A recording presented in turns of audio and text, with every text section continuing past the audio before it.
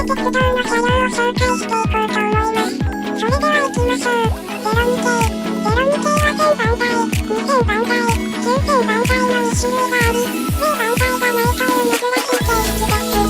そしてそれぞれ原因や側面こそは同じですが、車内が全然違うという特徴があります。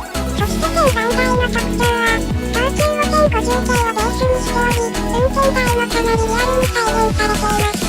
僕が02系自体が初期に製造されたので、個人的に前面があんまりリアルじゃないように思います。2000番台の特徴は、車内やドアなどが工具路面系ベースにしており、もともと南北専用に作られたので進行型になっているのが特徴です。6両編成の真ん中の線、4号車にボックスシートがあります。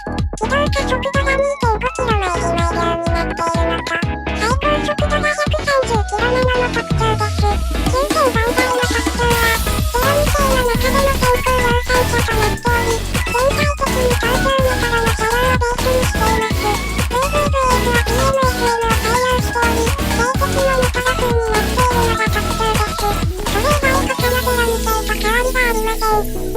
209系は0番台、1000番台の TK21、TK23、1100番台の TK26、電子レンジこと4600番台がいます。V 番台は、非専用に作られました。原型顔ながらの三菱 GTO インバータとなっております。1000番台は全ての編成が全て違います。TK21 編成は運転は 9UI を使っており、至って普通の編成となっています。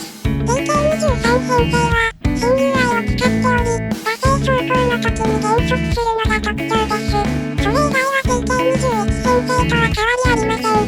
TK26 編成は、かなり前から休止しており、今でも出したら社長ことに後に怒られるそうです。そして 3VF インバータはつり革が違い233系みたいな感じとなっています。それ以外は TK21 と変わりありません。電子レンジこと4600番台は、本的に235系ベースとなっているのが特徴で、ライトは LED、ドアはラック式、3VF インバータは、三菱 SIC 3VF インバータとなっております。運転は新 UI を使っており、赤レンジのあだ名で親しまれています。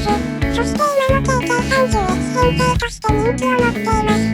1000型、29000R 型、66、1000型は、高め鉄道の形式の中でも一番車両数が多く、バリエーションも多いです。1000型は、車両数が多いですが、全て運用に一致してます。そして物力という謎々も誕生しており、逆に増えています。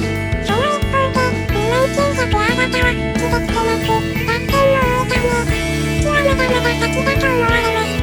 そしてこの車両の特徴はなんといっても全体連結です。そして先頭車は209系1000番台なのに軽鉄が1000型です。物力は、いい修繕車、普通の未更新車、試作車で構成されています。物力は高レンジなのに人気度を持っています。209系9600番台。この車両はめったに現れなく、4月1日のエイプリルフールイベントで使用されます。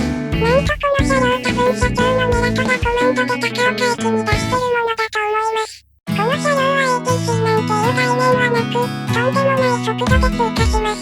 高めライナーだけで使用し、メラトがあんなにも